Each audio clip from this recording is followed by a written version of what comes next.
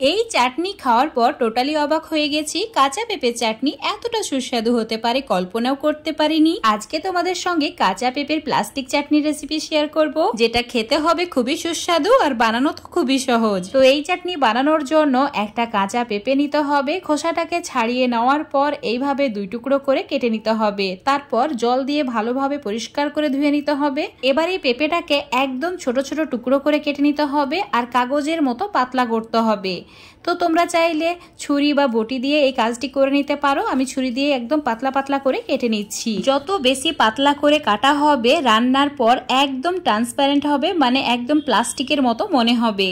তো এখন কাটা হয়ে গেছে, দেখতেই পাচ্ছ। জলের মধ্যে 2-3 মিনিট এভাবে রেখে দিচ্ছি, যাতে ভেতরে যে আঠা থাকে সেটাও যাতে নষ্ট হয়ে যায় আর খেতে ভালো লাগে। তো এইভাবে হাত দিয়ে ভালো করে একবার পরিষ্কার করে ধুয়ে নিচ্ছি। ধোয়া হয়ে গেলে এগুলোকে জল থেকে তুলে নিতে হবে আর জলটাকে ঝরিয়ে নিতে হবে। তো একটা প্লেটের মধ্যে রেখে দিচ্ছি। এখানে পেঁপের পরিমাণটা যতটুকু চাটনি বানাতে চাও সেই হিসাবে বাড়িয়ে বা কমিয়ে নিতে পারো।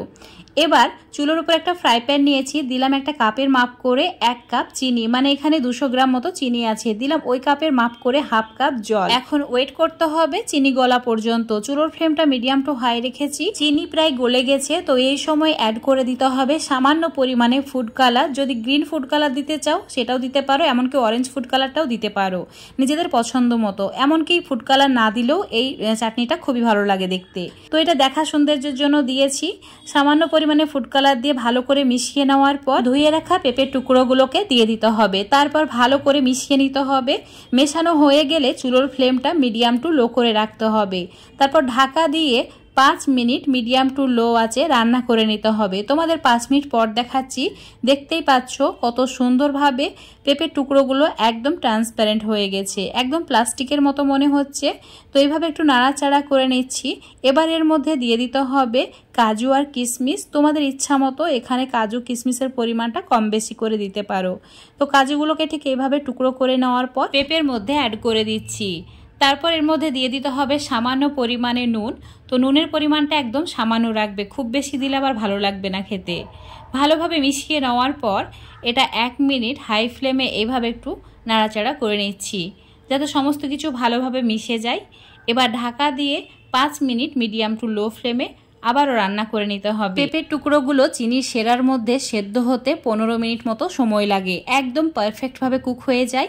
তো এখন তোমাদের 5 মিনিট পর দেখাচ্ছি।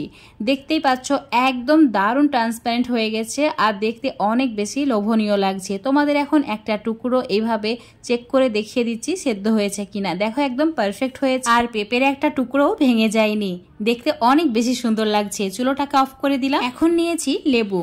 এখানে 3টি মাঝারি সাইজের লেবু নিতে হবে একটি পেঁপের জন্য। আজকের এই পেঁপে চাটনিটা অনেকটাই টক মিষ্টি হবে, তাই এখানে লেবুর রসের পরিমাণটা একটু বেশি দিতে হবে। তো লেবু থেকে রসটা একদম চিপে বের করে নিতে হবে আর এই রসটা এখন ফ্রাই প্যানের মধ্যে অ্যাড করে দিতে হবে। লেবুর রস মেশানোর সময় অবশ্যই চুলোর ফ্লেমটা অফ করে রাখবে আর ভালোভাবে মিশিয়ে নেবে। এই সময় একদমই চুলোটাকে অন করা যাবে না। ভালোভাবে মিশিয়ে নিলে এটা রেডি হয়ে যাবে। এখন ঢাকা দিয়ে কিছু সময়ের জন্য রেখে দিচ্ছি। আর এইভাবে লেবুর রস মেশালে চিনিটা ঘন হয়ে যায় না আর এটা অনেকদিন পর্যন্ত সংরক্ষণ করেও রাখা যায়। এখন এই চাটনি সম্পূর্ণ ঠান্ডা করে নেওয়ার পর তোমাদের দেখাচ্ছি। দেখতেই পাচ্ছ কতটা লোভনীয় হয়েছে আর খেতে খুবই সুস্বাদু হয়েছে। অবশ্যই এইভাবে একবার কাঁচা পেঁপের প্লাস্টিক চাটনি বাড়িতে বানিয়ে দেখবে, যে খাবে সেই প্রশংসা করবে। আজকের এই চাটনি রেসিপিটা যদি তোমাদের ভালো লেগে থাকে অবশ্যই লাইক শেয়ার কমেন্ট করে দেবে। যদি ফেসবুক পেজ থেকে দেখো পেজটাকে অবশ্যই ফলো করে নেবে। ইউটিউব থেকে দেখলে চ্যানেলটাকে সাবস্ক্রাইব করে রাখবে আরও এরকম রেসিপিগুলো পাওয়ার জন্য।